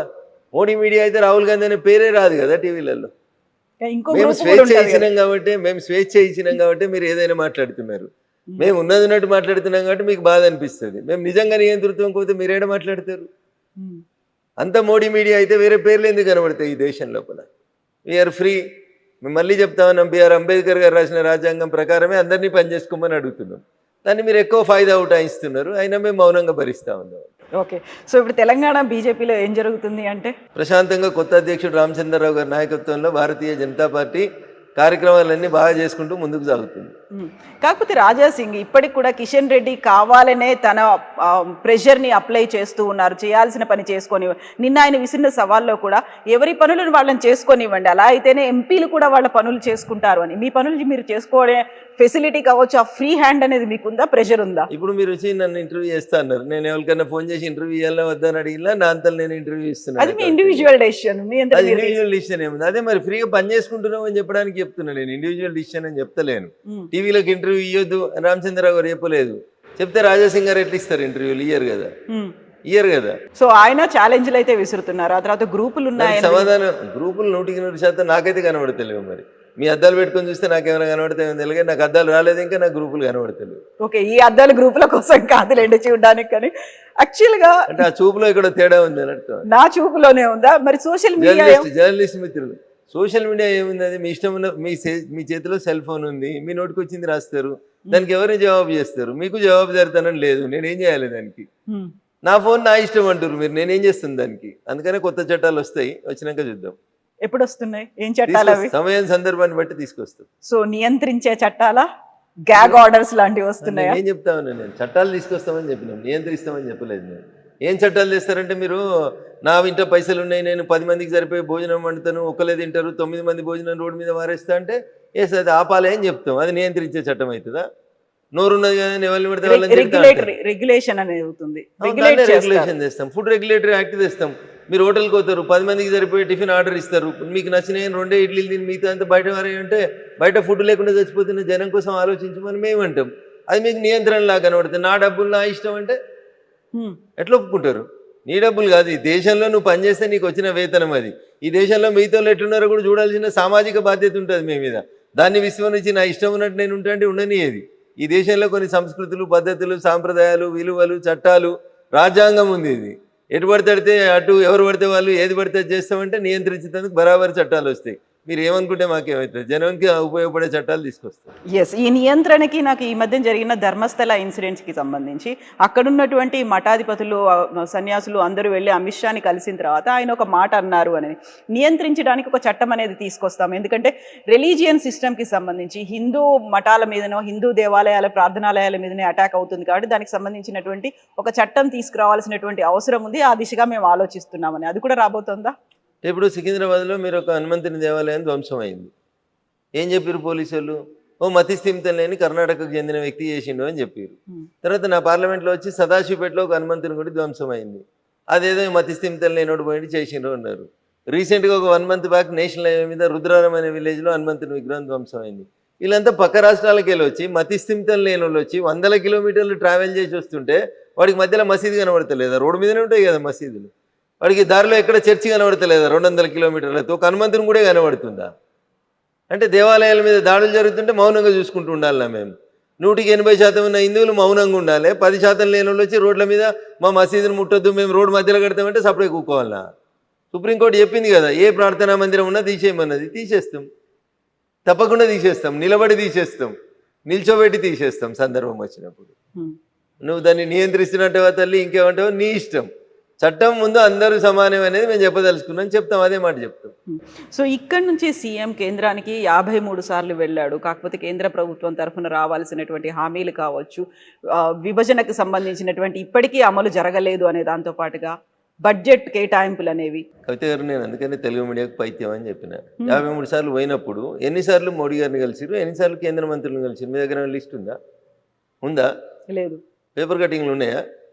తీసుకురారు. ఒక 15 రోజుల తర్వాత మళ్ళీ కలుద్దాం కవిత గారు. నేను ఓపెన్గా ఛాలెంజ్ చేస్తున్నా. 53 సార్లు వచ్చిండు కదా ఆయన. కాంగ్రెస్ పార్టీ పెద్దలను కలవడానికి ఎన్నిసార్లు వచ్చిండు ఢిల్లీకి? భారతీయ జనతా పార్టీ నాయకత్వంలోని ఎన్డీఏ ప్రభుత్వ పెద్దలను కలవడానికి ఎన్నిసార్లు వచ్చిండు? కాంగ్రెస్ వాళ్ళు ఎన్నిసార్లు అపాయింట్మెంట్ ఇచ్చారు? ప్రభుత్వ పెద్దలు ఎన్నిసార్లు అపాయింట్మెంట్ ఇచ్చారు? తీరు మీ 53 అపాయింట్మెంట్లు డేట్లు దిగిరి. నేను ఇంట్లో లేని, ఇంట్లో ఉంటే నా దగ్గర ఫైల్ ఉంది. ఏ రోజు వచ్చిండు, ఏ రోజు ఎంతమందిని కలిసిండు అనేది నేను ఇస్తాను మీకు లిస్టు. వచ్చిన ప్రతిసారి మేము ఇచ్చినాం. ఆఖరికి నీకు రాహుల్ గాంధీ నీకు ఇవ్వలేదు టైం, మేము ఇచ్చినాం. మా ప్రధానమంత్రి గారు ఇచ్చిర్రు, ఈ దేశ ప్రధానమంత్రి గారు ఇచ్చిర్రు. ఎట్లా కవిత గారికి ఇట్లా అంటే బురద తల్లితే ఎట్లా? పైత్యం అనే పదం ఎందుకు అంటే గిందుకనే 53 సార్లలో నువ్వు 10-15 సార్లు నీ పార్టీ పని కోసమే పోయినావు. దానికి కూడా కేంద్రానికి పోయినా అని చెప్తావు. ఫండ్స్ ఇచ్చే విధానం, అరే మీ యూపీఏ ప్రభుత్వం అధికారంలో ఉన్నప్పుడు రేవంత్ రెడ్డి గారు కాంగ్రెస్ పెద్దలారా యూపీఏ 1 యూపీఏ 2 హయాంలో మీరు 32% ఫండ్స్ని డివల్యూషన్ ఆఫ్ ఫండ్స్ అని ఒక చట్టం ఉంటుంది. దాని ప్రకారం డెవల్యూషన్ ఆఫ్ ఫండ్స్ ప్రకారం కేంద్రానికి ఎన్ని రావాలి, రాష్ట్రాలకు ఎన్ని రావాలని ఫండ్స్ పంచుతారు. 32% పంచేటోళ్ళు మీరు. ఆక్స్ఫర్డ్లో చదువుకొని ప్రపంచంలో గొప్ప ఆర్థికవేత్త అన్న మన్మోహన్ సింగ్ గారు ఈ దేశాన్ని పాలించిన 10 ఏళ్లలో కేంద్రం నుంచి రాష్ట్రాలకు వచ్చిన నిధులు 32% అయితే భారత ప్రభుత్వం నరేంద్ర మోడీ గారు ప్రధానమంత్రి అయిన మే 2014 నుంచి ఇప్పటిదాకా మేము ఇస్తున్న నిధులు ఎవరు అడగకముందు మేము పెంచింది 42% పెంచినాం. కవిత గారు మీకు ఎందుకు కనబడతలేవు? అందుకనే మళ్ళీసారి ఎల్వి ప్రసాద్ పోయి కళ్ళు మళ్ళీ మంచి చెక్ చేసుకోరని చెప్తున్నాం. మీరు 53 సార్లు వచ్చింది మా కోసం కాదు, డివల్యూషన్ ఆఫ్ ఫండ్స్ రాసింది మేం కాదు. భారత రాజ్యాంగంలో ఫండ్స్ పంపిణీ ఎట్లా జరగాలని చెప్తే గట్లే చేస్తూ ఉన్నాం. గతంలో ఉన్నటువంటి కాంగ్రెస్ ప్రభుత్వం వచ్చే కంటే ముందు, అంటే నరేంద్ర మోడీ గారు అధికారంలోకి వచ్చే కంటే ముందు 32% రాష్ట్రాలకు నిధులు ఇస్తే మేము అధికారంలోకి వచ్చినాక 42% నిధులు ఇస్తామని ఇస్తున్నాం. ఎందుకు? 10 ఏళ్ళు ముఖ్యమంత్రిగా చేసిరు కాబట్టి, మోడీ గారికి ముఖ్యమంత్రుల కష్టాలు తెలుసు కాబట్టి రాష్ట్రాలకు ఇచ్చే డబ్బుల్ని పెంచిండు కదా. మీరు ఏ ఊరికైనా పోయి ఈ రాష్ట్రం కాదు ఏ రాష్ట్రానికైనా పోయి చూడు, ఆ రాష్ట్రంలో రోడ్లు ఎవరైనా ఎత్తురు అంటే ఒక్కటే ఒక నేషనల్ హైవే డిపార్ట్మెంట్ వేస్తుంది, భారత ప్రభుత్వం వేస్తుంది. రైల్వే 4 లక్షల కోట్ల రూపాయలు ఖర్చు పెట్టి రైల్వేలు ఎక్స్పాన్షన్ అవుతున్నాయి, బ్రాడ్ గేజ్లు అవుతున్నాయి, ఆర్ఓబీలు, ఆర్యూబీలు, metre గేజ్లు, broad గేజ్లు అవుడు, Vande Bharat ఎక్స్ప్రెస్లు. Secunderabad railway station పోయి చూడు కవితమ్మ, శంషాబాద్ ఎయిర్పోర్ట్ తోటి పోటీ పడేటట్టుంది. అది గవి కనబడాయి మనకి. కేంద్రం పైసలు ఇస్తలేదు. ఎవరు ఇస్తుర్రు? చెర్లపల్లికి పోయి చూడు, 1000 కోట్లు పెట్టి కట్టినాం రైల్వే టెర్మినల్, ఎట్లుందో చూడురు ఒకసారి. దేశంలో ఎప్పుడో స్వతంత్రం కంటే ముందు కట్టిన రైల్వే స్టేషన్లు తెలంగాణలో 42 రైల్వే స్టేషన్ల రూపురేఖలు ఎట్లా మారినాయో చూడురు. ఇప్పుడు రైల్వే స్టేషన్లలో ఎస్కలేటర్లు వచ్చినాయి కవిత గారు. మీరు ఎప్పుడైనా రైలు ఎక్కితే తెలుస్తుంది. పోయి సికింద్రాబాద్ రైల్వే స్టేషన్ చూడుర్రి, చెర్లపల్లి రైల్వే స్టేషన్ చూడుర్రి. అరే నిన్ననో మొన్ననో పేపర్లో రాసుకుంటున్నాడు రేవంత్ రెడ్డి, ఫ్యూచర్ సిటీకి వెళ్ళి అమరావతి దాకా రోడ్ ఎత్తాడట 12 లైన్లు. పైసలు ఎవరు ఇస్తున్నారు కవిత గారు? మేమే ఇస్తున్నాం. కోమటిరెడ్డి వెంకటరెడ్డి గారు చెప్తారు, హైదరాబాద్ టు విజయవాడ మేము 8 లైన్ల రోడ్డు చేస్తున్నాం. పైసలు ఎవరు ఇస్తారు? గ్రీన్ఫీల్డ్ ఎక్స్ప్రెస్ హైవే భారత ప్రభుత్వం నరేంద్ర మోడీ గారు ఇస్తారు. సూర్యాపేటకి వెళ్ళి ఖమ్మం పోవాలంటే ఇంతకుముందు 3 గంటలు పడుతుండే కవిత గారు, ఇప్పుడు గంట కూడా పట్టది. ఎవరు ఇచ్చిరు నేషనల్ హైవే? భారత ప్రభుత్వం నరేంద్ర మోడీ గారి నాయకత్వంలో ఇచ్చింది. ఏం మాట్లాడతారు కవిత గారు? పైసలు వస్తా లేకపోతే మీరు ఒక్కసారి గట్ల పోర్రి, ఇంకా మేడ్చల్కి వెళ్ళి కొంపల్లికి వెళ్ళి అత్వెల్లి గట్ సైడ్ పోయి రండి. రోడ్డుకి నరకం నరకం కనబడుతుంది రోడ్డు మీద. ఇలా 6 లైన్స్ రోడ్ వేసి 1200 కోట్లు ఇచ్చి పని చేపిస్తా ఉన్నాం. నా పార్లమెంట్ కాన్స్టిట్యున్సీ ప్రారంభమయ్యే బిహెచ్ఎల్ దగ్గరికి రండి. బిహెచ్ఎల్ చౌరస్తాలో సిగ్నల్ పడితే గంట ఏడ్చుకుంటా నిల్చుంటారు జనాలు. ఇప్పుడు 5 నిమిషాల లోపల బిహెచ్ఎల్ చౌరస్తా పారైపోతారు. సుమారు 200 కోట్లతోటి ఫ్లైఓవర్ కట్టినాం, నేషనల్ హైవే మీద కట్టినాం. మియాపూర్ చౌరస్తా నుంచి సంగారెడ్డి చౌరస్తా దాకా 6 లైన్స్ రోడ్ వేస్తా ఉన్నాం. నేషనల్ హైవేస్ నడుస్తున్నాయి. మీరు ఏదైనా కూరుకోయి స్టేట్ హైవే చూసినా పోరు ఎట్లుందో చెప్తా నేను. మీరే కంపేర్ చేసి చూడు state highways and national highways, ఎవరి పనితీరు ఎట్లుందో తెలుస్తుంది. ముఖం మంచి లేక దెబ్బలు కొడితే ఎట్లా తల్లి? ఇప్పుడు ఇవన్నీ చెప్తున్నటువంటి రఘునందన్ రావు ఇన్ని రకాలుగా మాట్లాడుతుంటే ఎందుకని బయట మాట్లాడట్లేదు మీరు? ఎందుకు వీటి వినిదా? ఇది బయట కాకపోతే ఇంట్లో మాట్లాడుకుంటున్నాం. ఇంటర్వ్యూలో మాట్లాడేది కదా, ప్రపంచం అంతా చూస్తుంది కదా. ఇంటర్వ్యూలో ప్రతి మీటింగ్ ఇప్పుడు నాతో పాటు మీరు సిద్దిపేటకి రండి. కొద్దిసేపు అయిన తర్వాత నేను జిఎస్టీ మీద అవగాహన సదస్సు పెడుతున్నా. నిన్న పెట్టిన గజ్వేల్లో, మొన్న పెట్టిన మెదక్లో గంటన్నర వర్తక వాణిజ్య వ్యాపార అడ్వకేట్లు, డాక్టర్లు, కిరాణా దుకాణాలు, సిమెంట్ దుకాణాలు, హార్డ్వేర్ దుకాణాలు అందరినీ కూర్చోబెట్టి 2 గంటలు ఎవరు వస్తున్న కవిత గారు. జనానికి బయట మాట్లాడకపోతే ఇంట్లో మాట్లాడుతున్నాడు. కాకపోతే చేసినటువంటి పథకాలు కేంద్రం అయితే ఏమేవైతే తీసుకొచ్చిందో ప్రాజెక్టులు, వీటన్నిటి గురించి చెప్పాల్సినటువంటి బీజేపీ ఎంపీలు ఆ స్థాయిలో చెప్పలేకపోతున్నారు కదా అనేది. రోజు పొద్దున్నే సాయంత్రం దాకా నా ఫేస్బుక్ ఓపెన్ చేసి చూడు. రోజు ఎన్ని గంటలు అరుస్తా ఉన్నా, ఎన్ని గంటలు చెప్తా ఉన్నా. పాల మీద పైసలు తగ్గించినాం, పాల మీద తగ్గించినాం, ఉప్పు మీద తగ్గించినాం, మందుల మీద తగ్గించినాం, మీరు తిరిగే స్కూటీ మీద తగ్గించినాం, మీ సార్ తిరిగే కారు మీద తగ్గించినాం, దేని మీద తగ్గియలేదు. ఆఖరికి హెల్త్ ఇన్సూరెన్స్ మీద 0 చేసినాం, జిఎస్టీ తగ్గించి మీ ఇంటికి నెలకు 15,000 రూపాయలు ఖర్చు తగ్గించినాం. దాని గురించి మాట్లాడరు ఎందుకు కవిత గారు? మేం చెప్పకపోతే ఎవరు చెప్తా ఉన్నారు? ప్రతి పేదోడికి లాభం జరుగుతుంది జిఎస్టీ వల్ల. 12 లక్షల ట్యాక్స్ ఎగ్జంప్షన్ ఇచ్చినాం కదా మీకు. ఎవరు ఇచ్చిర్రు? నరేంద్ర మోడీ గారి నాయకత్వంలో నిర్మలా సీతారామన్ ఆర్థిక మంత్రి ఇచ్చిర్రు. మరి మీరు ప్రపంచం మెచ్చిన గొప్ప ఆర్థికవేత్త కదా. మీ హయాంలో ఇన్కమ్ ట్యాక్స్ ఎగ్జంప్షన్ ఎంత ఉండే? కాంగ్రెస్ హయాంలో 10 ఏళ్ళు మీరు కూడా పాలిచ్చిర్రు కదా. ఏమైంది? అయితే నేను అనేది కేవలం రఘునందన్ రావే ఎందుకు మాట్లాడుతున్నాడు, మిగిలిన ఎంపీలు కావచ్చు, ఎమ్మెల్యేలు కావచ్చు, ఇక్కడ ఉన్నటువంటి లీడర్లు ఇవన్నీ ఎందుకు మాట్లాడలేకపోతున్నారు? ఎందుకని చెప్పట్లేదు? ఎవరు చెప్తలేదు. ఎవరి నియోజకవర్గాల వాళ్ళ మేము తిరిగి చెప్పుకుంటున్నాం. ఎవరి పని వాళ్ళు చేస్తూనే ఉంటారు. చేతుల పని చేతులు చేస్తే, కాళ్ళ పనులు కాళ్ళే చేస్తాయి. అందరూ మాట్లాడరు కవిత గారు. కొందరు మాట్లాడతారు, కొందరు పని చేస్తారు, కొందరు ఇంకొక పని చేస్తారు. దేవుడు ఎవరికి ఏది ఇస్తే ఆ శక్తి ప్రకారం పని చేసుకుంటూ పోతారు కదా కవిత గారు. ఎస్. సో అందరూ పని చేయలేరు, కొంతమంది మాట్లాడతారు, కొంతమంది పని చేస్తారు.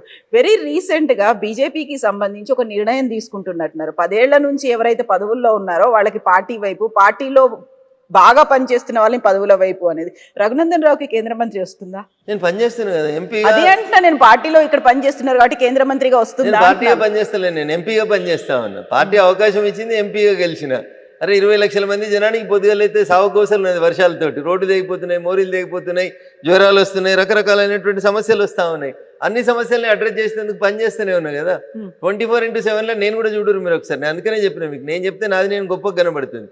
నా ఫేస్బుక్ పేజ్ ఓపెన్ చేస్తే తెలుస్తుంది. నేను ఎన్ని గంటలు ఇంట్లో ఉన్నా, ఎన్ని గంటలు బయట ఉన్నా తెలుస్తుంది. నిన్న పొద్దుల జిన్నారంలో ఉన్నా, సంగారెడ్డి జిల్లాలో ఉన్నా. నిన్న సాయంత్రం వచ్చేసరికి నేను మళ్ళీ గజ్వేల్కి పోయినా, సిద్దిపేట జిల్లాకు పోయిన. ఎంతమందిని కలిసినా, ఎన్ని సంఘాలను కలిసినా, జిఎస్టీ గురించి ఎంత ఎక్స్ప్లెయిన్ చేస్తున్నాం. సేవా పక్వాడా నరేంద్ర మోడీ గారు 75వ జన్మదినాన్ని పురస్కరించుకొని ఏమేం చేయాలి, 17 సెప్టెంబర్ నుంచి అక్టోబర్ 2 దాకా కంఠశోష పెట్టుకొని చెప్తా ఉన్నారు మా ఎంపీలు. కాలుకు బల్పం కట్టకుండా తిరుగుతున్నారు మా ఎమ్మెల్యేలంతా కాన్స్టిట్యున్సీలలో. అందుకే అంటున్నా నేను, మంత్రి పదవి వస్తుందా అని అడుగుతున్నాను. ఏం మంత్రి పదవి? నాకు మంత్రి పదవి వస్తుంది కేంద్రంలో అని అడుగుతున్నాను. కేంద్రంలో ఇప్పుడు ఏం ఎక్స్పాన్షన్ లేదు కదా తల్లి. తొందరలో మొన్న తీసుకున్నటువంటి ఒక నిర్ణయం ఇంటర్నల్ గా జరిగింది. మొదటిసారి గెలిచినటువంటి ఎంపీని కవిత గారు. నాకంటే చాలా మంది సీనియర్లు ఉన్నారు, 3 సార్లు గెలిచిన వాళ్ళు, 4 సార్లు గెలిచిన. ఎఫిషియన్సీ ఎవరి దగ్గర అవుతుందో, ఎవరైతే క్రమశిక్షణ కలిగినటువంటి కార్యకర్తగా పార్టీ ఏం పని చేయమంటే ఆ పని చేస్తాను. పార్టీ పిలిచి అది ఏం చేయమంటుందో ఆ పనికి నేను కట్టుబడి ఉంటాను. రేపు పిలిచి మంత్రి పదవి ఇస్తే ఇంకా వేగంగా పనిచేస్తాం. ఇంకో పదవి ఇస్తే ఇంకా పని చేస్తాం, లేదు ఇప్పుడు ఉన్నదానికి న్యాయం చేయమంటే చేస్తాం, న్యాయమే చేస్తాం. సో డిమాండ్లు ఏమి ఉండవా రఘునందన్ రావుకి? ఏం లేవు, ఏమీ ఉండవు, సైలెంట్ గా వర్క్ చేసుకుంటూ పని వెళ్ళిపోతారు. చేసుకుంటూ పోతుంటే వద్దంటే వస్తాయి కవిత గారు. అవి పని చేయని వాళ్ళకి రావు ఏం కానీ. నేను పని నమ్ముకున్నాని పని చేసుకుంటూ పోతా ఉంటాను. శివుడు ఆజ్ఞ లేకపోతే చీమ గారు అది నన్ను వస్తున్న దేవుడు ఏదో రాసి పంపించి ఉంటాడు, దాని ప్రకారం నడుస్తూనే ఉంటుంది journey. Either you can change my life or I can change your life. Exactly. So ఇప్పుడు జిహెచ్ఎంసీ ఎలక్షన్స్ కి సంబంధించి అవుతాయి అంటారా? ఎప్పుడుండే ఛాన్సెస్ ఉంటాయి? జూబ్లీ హిల్సే కాలేదు, జిహెచ్ఎంసీ దాకా ఎందుకు పోతారు కవిత గారు? పొద్దుగా లేచిరు ఛాయ్ తాగురు, అప్పుడే బిర్యానీ ఎట్లా తింటారు? బిర్యానీ సాయంత్రం దాకా ఎప్పుడైనా తినవచ్చు, ముందు ఛాయ్ తాగురు. జూబ్లీ హిల్స్ కానీ జూబ్లీ హిల్స్ అయినాక జిహెచ్ఎంసీ పెట్టాలన్నా వద్దా? ఇప్పుడు సర్పంచ్ పెట్టిండు కదా, ఎంపీటీసీ పెట్టిండు కదా, మున్సిపాలిటీ పెట్టిండు కదా, అట్లే జిహెచ్ఎంసీ పెట్టడా చూద్దాం. జూబ్లీ హిల్స్ ది ఎట్లా ఉండబోతుంది ఏమనుకుంటున్నారు మీరు? 100% భారతీయ జనతా పార్టీ అభ్యర్థి గెలుస్తాడు. ఎవరుంటారు? పార్టీ ఎవరిని నిర్ణయిస్తే వాళ్ళు ఉంటారు. ఓకే, దెన్ వాట్ అబౌట్ ఆ 10 కవిత గారు కూడా దరఖాస్తు చేసుకోవచ్చు, ఇంకా జాయిన్ అవ్వలేదు. అవ్వకుండా జాయిన్ పెట్టుకోవచ్చు దరఖాస్తు. ఓకే, జిఎస్టీ మీద అంత గొప్పగా మాకు సాయం చేసింది కాబట్టి నేను ఒక పేదింటి ఆడబిడ్డని నేను పోటీ చేస్తాను, మీరు వచ్చి కూడా పెట్టుకుంటే పరిశీలిస్తాం, అట్లా ఎవరైనా రావచ్చు. ఓకే. సో ఇప్పుడు 10 మంది ఫిరాయింపు ఎమ్మెల్యేలకు సంబంధించి ఏమవుతుందని అనుకుంటున్నారు వాళ్ళు? ఇంకా బీఆర్ ఏం కాదు, ఏం జరగదా? అది ఏమైతే తల్లి, సుప్రీంకోర్టు చెప్పింది స్పీకర్ ని నిర్ణయం తీసుకోమన్నది. 3 నెలల్లో నిర్ణయం తీసుకోండి, చర్యలు తీసుకోండి అంది. 3 నెలల్లో తీసుకోండి అని చెప్పలేదు, తీసుకుంటారని ఆశిస్తున్నాం అన్నది. చేస్తావా చేస్తావా అనలేదు సుప్రీంకోర్టు, చేస్తారని ఆశిస్తున్నా అన్నది. ఆశించడాన్ని ఇప్పుడు వాళ్ళు ఒక ఆదేశం ఇచ్చిర్రు, ఈయన పాటిస్తాడు, 3 నెలల్లో వింటాడు. ఒక్క ఎమ్మెల్యే కూడా పార్టీ మారలేదనే రాసిచ్చిర్రు, దాని మీద నిర్ణయం ఇస్తాడు, అయిపోయి ఇంకే అంతే. వాళ్ళు ఆదేశించిర్రు, ఈయన చించుతాడు, అంతే. ఏముంటుంది తల్లి అందులో? ఇంకంతకు మించి ఏం జరగదు. నాకున్న పరిజ్ఞానం మేరకు అంతకంటే ఎక్కువ ఏమవుతుంది కవిత గారు? సరే, ఇప్పుడు మనం ధర్మస్థల ఇప్పుడు వాళ్ళు ఇష్యూస్ చెప్పినారు కదా, ఎమ్మెల్యేస్ అంతా రాసిన రాతపూర్వకమైన సమాధానంలో మేము పార్టీ మారలేదు, మేము ముఖ్యమంత్రి గారిని పనుల కోసం అని పోయి కలిస్తే ఆయన జాతీయ జెండా ఉన్నటువంటి 3 రంగులది కప్పిండు, అది కాంగ్రెస్ కండువా కాదు, అలా చేయి గుర్తు లేదు అన్నాడు, అయిపోయా. దేరెంటిసా పంచాయతీ, ఇంకేం పడైంది? సో ఆన్సర్ బానే ఉందా? సఫిషియంట్ గానే ఉంది అంటే తెలుగు గల వకీళ్ళు రాసిచ్చారు దానికి సమాధానం. గట్లా ఉండాలి కదా తెలుగు కల వకీళ్ళు కూడా. అంటేనే తెలుగు గలవాడు కదా, క్లయింట్ కాపాడుకునేటోడు వకీలు కదా, కలిసి వచ్చేట్టుగా ఉన్నది వాళ్ళకి. అంటే అడ్వాంటేజ్ ఏంటంటే అక్కడ పార్టీ కండువా జాతీయ జెండా ఉన్న కండువా రెండు దాదాపు ఒకే రకంగా ఉంటాయి కాబట్టి అది వాళ్ళు డిఫెన్స్ తీసుకోవడానికి కలిసి వచ్చినట్టు కనబడ్డది. ఇప్పుడు అలా బండ్ల కృష్ణమోహన్ రెడ్డి గారు అని ఒక ఎమ్మెల్యే ఉన్నారు, గద్వాల ఎమ్మెల్యే గారు, మీకు గుర్తుండాలి. ఆయన ఒకసారి ఒక పోలీస్ స్టేషన్లో పోయి కంప్లైంట్ పెట్టిండు, గుర్తుందా కవిత గారు? ఏమని పెట్టిండు? కాంగ్రెస్ వాళ్ళు వాళ్ళ ఫ్లెక్సీలో నా బొమ్మ పెడుతుర్రని ఆయన ఎఫ్ఐఆర్ చేయించిండు. అంటే దాని అర్థమైంది కవిత గారు?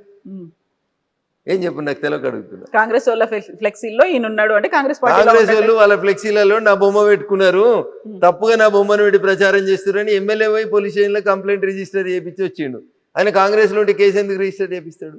సో అంటే ఆయన బీఆర్ఎస్ అని మీరు అంటున్నారు? నేను అంటలేను తల్లి, ఆయన చెప్పింది చెప్తా ఉన్నాను, నాకేం అవసరం, నేను ఆయన వకీల్ కాదు, నాకు సంబంధం లేదు. సో ఇప్పుడు మనం ధర్మస్థల గురించి మాట్లాడుకుంటే, ధర్మస్థలలో ఏం జరిగిందని అనుకుంటున్నారు? ఎందుకని అంత మాస్ బరియల్ అనే దేశవ్యాప్తంగా ఒక నెగటివ్ ప్రొపగండా అయింది? మన పక్కన ఉన్నటువంటి పొరుగు దేశాలను మీరు గమనిస్తా ఉన్నారు, లెఫ్ట్ వింగ్కి సంబంధించినటువంటి మేధావులన్నీ కలిసి దేశాలను అస్థిరం చేసి, చిన్న భిన్నం చేసి, పార్లమెంట్లను తగలబెట్టించి, ప్రైమ్ మినిస్టర్లు ఇళ్ళని తగలబెట్టించి, అంత నానా న్యూసెన్స్ ఎవరు చేస్తూ ఉన్నారంటే ఈ విచ్చలవిడితనానికి అలవాటు పడ్డటువంటి లెఫ్ట్ వింగ్కి అనుబంధంగా పనిచేసేటువంటి వ్యక్తులు, ద సోకాల్డ్ మేధావులు. ఎవడో పైసలు ఇస్తే వీడు ఆ మేత తిని ఏమంటారు ఆవు గడ్డి తిని పెండబెట్టినట్టు చేసేటువంటి మూర్ఖులు వీళ్ళంతా. ఆ దేశంలో ఉండి ఆ దేశాన్ని పతనాలు కోరుకుంటున్నారు. శ్రీలంకలో 3 ఏళ్ల కింద అదే అవుతుంది, 2 ఏళ్ల కింద బంగ్లాదేశ్లో అవుతుంది, 4 రోజుల కింద పక్క నుండి ఇంకో దేశంలో జరుగుతుంది. ఎందుకు జరుగుతున్నాయి ఇవన్నీ? ఎందుకు జరుగుతున్నాయి? ఎవరి వల్ల జరుగుతున్నాయి? ప్రజాస్వామ్యంలో ఒక పద్ధతి ఉంటుంది, ఎలక్షన్లకి ఓటుకి మీకు నచ్చని నాయకుడు ఉంటే ఎలక్షన్లో దించడానికి ఒక అవకాశం ఉంటుంది. ఏంది పంచాయతీలన్నీ ఎందుకు జరుగుతున్నాయి ఇవన్నీ ఒకసారి ఆలోచించరు మీరు, దయచేసి ఆలోచిస్తే ప్రజలకు అర్థమవుతుంది. హిందూ మతం మీద బురద జల్లేందుకు జరుగుతున్నటువంటి కుట్రలు కుతంత్రాలు కాకుండా ధర్మస్థలంలో ఏం జరుగుతుంది? కేరళ ఎంపీ వైపు ఏళ్ళు ఎందుకు పోతా ఉన్నాయి? ఎవరా కేరళ ఎంపీ? ఆయనకి ధర్మస్థలకి ఏం సంబంధం? ఆయన ఏ మతం మీద దాడి చేస్తూ ఉన్నాడు? ఆయన ఏ మతాన్ని పాటిస్తూ ఉన్నాడు? ఒకసారి ఆలోచించరు దయచేసి. సో అది మ్యాటర్ కోర్టులో సబ్జుడీస్ అయినప్పుడు ఇప్పుడు నేను ఇంతకంటే ఎక్కువ మాట్లాడలేను కాబట్టి కవిత గారు నిజం కొద్ది రోజులు ఆగు, ఆలస్యంగానైనా బయటకు వస్తుంది. నేపాల్లో జరిగిన తర్వాత వరుసగా 3 countries లో అయింది, అవి కూడా మన నైబర్ కంట్రీస్ అయిన తర్వాత మన దగ్గర కూడా అలాంటి రివోల్ట్ అనేది వస్తుంది అనేటువంటి విశ్లేషణలు ఎందుకు వినిపిస్తున్నాయి? మీరు యూత్ బయటికి రండి, జెన్జీ మీరు యాక్టివ్ గా ఉండండి అనేటువంటి నినాదాలు కూడా సోషల్ మీడియాలో ఎందుకు కనిపిస్తున్నాయి? ఎందుకంటే నేను చెప్పిన పైత్యం ఎక్కువ కనబడతాయి, మేత ఎక్కువైంది కాబట్టి కనబడుతున్నాయి. పక్క దేశాలకి వెళ్ళి వీళ్ళకి జీతం ఇచ్చేటో డబుల్ జీతం ఇస్తుంది కాబట్టి మాట్లాడుతున్నారు అంతే, అంతకంటే ఎక్కువ ఉంటుంది. వీళ్ళతో అయ్యేది ఏంది అంటున్నా, వీళ్ళతో ఏం కాదు గుర్తుపెట్టుకోరు. ఈ దేశానికి ఒక సంస్కృతి ఉంది, ఈ దేశంలో ఉన్న యువతకు ఒక ఆలోచన ఉంది. పక్క దేశాలలో జరుగుతున్నటువంటి సంఘటనలను చూసి అట్లాంటి సంఘటన జరగకుండా ఈ దేశాన్ని ఎట్లా కాపాడాలో ఈ దేశంలో ఉన్న యువతకు తెలుసు. కాబట్టి పట్టుమని 10 మంది పేమెంట్ తీసుకునేటువంటి పేమెంట్ ఆర్టిస్టుల కోసం ఈ దేశ యువత ఏదో చేస్తారని అనుకోవడం వాళ్ళ మూర్ఖత్వం. సో ఇప్పుడు బీజేపీ రాష్ట్రంలో ఎప్పుడు అధికారంలోకి వస్తుంది అనుకో? వచ్చే ఎన్నికలు ఎప్పుడు వస్తే అప్పుడు వస్తాయి. ఇమ్మీడియట్ గా దానికి తగ్గట్టుగా కంప్లీట్ సమాయత్తమైందా? ప్రజలు ఓట్లేసి ఒక పార్టీని అధికారంలోకి తేవాలని నిర్ణయించుకున్న తర్వాత కవిత గారు 1983లో ఎన్టీ రామారావు తెలుగుదేశం పార్టీ పెట్టినప్పుడు ఏముండే కవిత గారు? అప్పుడు ఏముండే తల్లి చెప్పు? 9 నెలల్లో పార్టీ పెట్టి అధికారంలోకి తీసుకొచ్చారు. Bharatiya Janata party is a party with difference. సిద్ధాంతం కోసం, కమిట్మెంట్ కోసం అనేక మంది కార్యకర్తలు చచ్చిపోతూ సంవత్సరాల తరబడి నుంచి ఎత్తిన జెండా కోసం కొట్లాడుతున్నటువంటి కమిట్మెంట్ ఉన్న కార్యకర్తలు ఉన్న పార్టీ భారతీయ జనతా పార్టీ. దీనికి సన్నద్ధం ఏముంది కవిత గారు? ప్రజలు ఓట్లు వేయాలనుకోవాలి. 10 సంవత్సరాల టీఆర్ఎస్ పాలన చూసారు, 5 ఏళ్ళు ఉంటుందో లేదో నాకు తెలియదు కానీ 5 ఏళ్ళ కాంగ్రెస్ పాలన చూస్తారు. ఇక అప్పుడు ఎవరికి ఓటు వేయాలనుకుంటారు ప్రజలు? ఇద్దరిని చూసిన తర్వాత క్వైట్ న్యాచురల్గా థర్డ్ ఆప్షన్ మేమే కనబడతాం, మాకే ఓట్లు వేస్తారు. ఎప్పుడు ఎన్నికలు వచ్చినా నేను చర్చ మొదలుపెట్టినప్పుడు అర్ధగంట తిట్టిన వాళ్ళని, అన్నకి చెల్లెకి లేదు, బావకి మరదలకి లేదు, తండ్రికి బిడ్డ మీద కంట్రోల్ లేదు, గాళ్ళకి ఎందుకు ఓటేస్తారు కవిత గారు? కాకుండా జనాలు మళ్ళీ కేసీఆర్ రావాలని కోరుకుంటున్నారు, పూజలు చేస్తున్నారు, దేవాలయాల దగ్గర కూడా వాళ్లే కనిపిస్తున్నారు అనేది ఇదంతా ఆర్టిఫిషియల్ మూవ్మెంట్ని పైసలు ఇచ్చి నడిపిస్తారు అని చెప్తా ఉన్నాను. 100% ఆర్టిఫిషియల్ మూవ్మెంట్. వచ్చే ఎన్నికల వరకు టీఆర్ఎస్ ఏమవుతుంది, ఎట్లుంటుంది అనేది ఒకసారి చూద్దాం. కొద్దిగా వెయిట్ అండి. ఇంకా 3 ఏళ్ళు ఉంది కాబట్టి ఓపిక ఉండండి కవిత గారు, ఎందుకు తొందరపడు? సో పార్టీని విచ్ఛిన్నం చేసే కుట్ర జరుగుతోంది, హస్తగతం చేసుకునే కుట్ర. మాకేం అవసరం? తనన్న మాటలు చెప్తున్నారు, కవిత అన్న మాటలు. కవిత అడుగురు సమాధానం. కుటుంబాన్ని విచ్ఛిన్నం చేశారు, పార్టీని హస్తగతం చేసుకోవాలనే కుట్ర జరుగుతోంది చెప్పింది కదా కవిత. హస్తగతం చేసుకోవాలనుకుంటున్నా ఉంటుంది. హస్తం పార్టీలో అడుగురా ప్రశ్న, నన్ను కాదు అడగాల్సి. సో ఇంటర్నల్ గా జరగదా అది? బయట నుంచి అవుతుంది ఎక్స్టర్నల్ గా? ఇంటర్నల్ గా ఏముంటుంది కాబట్టి పార్టీ వాళ్ళు ఉన్న ముగ్గురు అనుకున్న తర్వాత 4 బెనిఫిట్ అవుతాడు. గట్లా పిట్టపోరు ఏదో పిల్లి తీర్చింది అన్నట్టు ఉంటుంది పంచాయతీ. ఇప్పుడు వాళ్ళ పంచాయతీ అంతా గట్లే ఉంటుంది. ఇప్పుడు కవిత అనేటువంటి ఎపిసోడ్ వచ్చిన తర్వాత ఏం జరిగిందని జర్నలిస్ట్ మిత్రుడు కృష్ణ అడిగిన ప్రశ్నలకు సమాధానం చెప్పారు, జనం చెప్పారు. కవితను సస్పెండ్ చేస్తారా చేయరా ఏమనుకున్నారు మీరంటే అది ఊహించిందే అన్నారు. 90% ప్రజలు చెప్పారు. కవిత ఇంపాక్ట్ ఏమైనా ఉంటుందా బయటకు పోతే ఉండదంటే 46% మంది ఉంటుందో అని చెప్పారు. ఇక 46% మంది ఉంటుందంటే 1% ఓట్లతోటి పార్టీలు గెలిచి ఓడిపోయి జరిగే ఈ దేశం లోపల కవిత గారు 46% మంది జనం మీద ఇంపాక్ట్ ఉంటుంది కవిత మీద తీసుకున్న నిర్ణయం అంటే టీఆర్ఎస్ ఎక్కడ ఉంటుంది ఒకసారి ఆలోచించి. కాకుంటే 3 ఏళ్ల కాలం ఉంది కదా, ఇప్పుడు ఆ ఇంపాక్ట్ ఉంది అనిపిస్తుందేమో. 3 ఏళ్లలో అదే కంటిన్యూ అవుతుంది అంటారా? 3 ఏళ్లలో ఈ పార్టీ 3 ముక్కలు కాదని ఎవరు మీరు గ్యారంటీ ఇస్తారా? ఇలా చెల్లెపోయింది రేపు బాగోడని గ్యారంటీ ఇస్తారా? రేపు గౌరవనీయులు సంతోష్రావు గారు బయటకు వరని గ్యారంటీ ఇస్తారా? అంతా శ్రీమంతులే అయ్యారు కదా, అందరి దగ్గర 1000 కోట్లు అయిపోయినాయి కదా. ఎవరైనా బయటకోవచ్చు, ఎవరైనా కొత్త పార్టీ పెట్టుకోవచ్చు, ఎవరైనా ఏదైనా చేసుకోవచ్చు, ఏముంటుంది. సో ఇప్పుడు మళ్ళీ బీజేపీ వచ్చే పరిస్థితులు ఉన్నాయంటారా? మీరు చెప్పినట్టుగా అప్పుడు ఎన్టీఆర్ పార్టీ స్థాపించినప్పుడు 9 నెలల్లోనే అధికారంలోకి అంటే అలాంటి పరిస్థితి ఇప్పుడు ఉందా? అంతకంటే ఎక్కువ ఘోరమైన పరిస్థితి ఉంది. ప్రజలు కాంగ్రెస్ని అంతకంటే ఎక్కువ ద్వేషిస్తారు, టీఆర్ఎస్ పట్ల అంతకంటే ఎక్కువ కోపంగా ఉన్నారు ప్రజలు. భారతీయ జనతా పార్టీ ఒకటి ఆల్టర్నేట్ కనబడుతుంది, ఎన్నికలు ఎప్పుడు వస్తాయని ఎదురు చూస్తారు. యూనిటీ ఉందా బీజేపీలో? మరి దానికోసం సమిష్టిగా పోరాడడానికి కృషి చేయడానికి ఉంది, కలిసికట్టుగా ఉంది. 100% ఉంది తల్లి.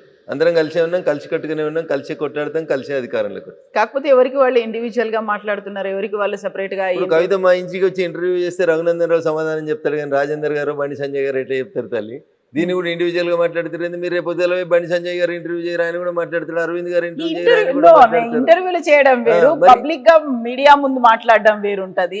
కార్యకర్తల సమావేశాల్లో రోజు ఏం మాట్లాడతారు? కార్యకర్తల సమావేశం అంతటి జరుగుతున్నాయి దేశంలో, అందరు ఎంపీలు పనిచేస్తారు.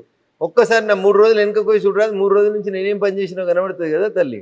ఎందుకంటే ఊరికి అనుమానం పెట్టుకొని ఇబ్బంది పడతావు మనసులో. చూడు అట్లే ప్రతి ఎంపీకి ఒక ఫేస్బుక్ పేజ్ ఉంది, చూడు ఒకసారి ఎవరెవరు ఎక్కడ పనిచేస్తారు, ఏం మాట్లాడుతారో తెలుస్తుంది కదా. అందరం పనిచేస్తున్నాం, నియోజకవర్గాల్లో పనిచేస్తున్నాం, రాష్ట్ర నాయకత్వం బలంగా ఉంది, కేంద్ర నాయకత్వం బలంగా ఉంది, పార్టీ అధికారంలోకి వస్తుంది. So are very confident. ఎన్ని లెక్కల్లో చెప్పమంటే ఎట్లా చెప్తారు? ఎన్ని వస్తాయి అని అంటారు మీరు? అధికారంలో రావడానికి ఎన్ని సీట్లు కావాలో అన్ని వస్తాయి. చాలా మ్యాజిక్ ఫిగర్ క్రాస్ అవుతే సరిపోతుంది అంటారా? సరిపోదు. ఇప్పుడు కాంగ్రెస్కి ఎన్ని వచ్చినాయి? 63 వచ్చినట్టున్నాయి కదా. సరిపోతలేవా? అంతే మరి. అంతేనా? అంటే 63 కాదు, రేపు 119 ఉంటాయా, 153 అవుతాయా, 175 అవుతాయా? చాలా కాలంలో చాలా మార్పులు వస్తాయి తల్లి. 3 ఏళ్లలో వన్ నేషన్ వన్ ఎలక్షన్ వస్తుంది. మహిళా రిజర్వేషన్ 33% వస్తుంది. స్టేట్ అసెంబ్లీలో ఉన్న సీట్లు రీఆర్గనైజ్ అవుతాయి. దాంతోపాటు ఎస్సీ ఎస్టీల సీట్లు రీఆర్గనైజ్ అవుతాయి. భారత పార్లమెంట్లో సీట్లు పెరుగుతాయి. జనగణన పూర్తి అయిన తర్వాత రీఆర్గనైజేషన్ కమిటీస్ వస్తాయి. ఇన్ని పెట్టుకొని రేపు ఏమవుతుందో తెలియనప్పుడు 3 ఏళ్ల తర్వాత ఏమవుతుందో ఇప్పుడు ఎట్లా ఉంచుతాం కవిత గారు? అందులో 42% రిజర్వేషన్తో పాటుగా ఇప్పుడు కర్ణాటక గవర్నమెంట్ కూడా మళ్ళీ బీసీ కులగణన చేయాలి అనేటువంటి ఒక నిర్ణయానికి ఎప్పుడో చేసిన కులగణన ఏమైంది కవిత గారు? అది ఎప్పుడో 10 ఏళ్ల కింద చేశారు కాబట్టి మళ్ళీ ఇప్పుడు శాస్త్రీయంగా చేయాలి అనేది.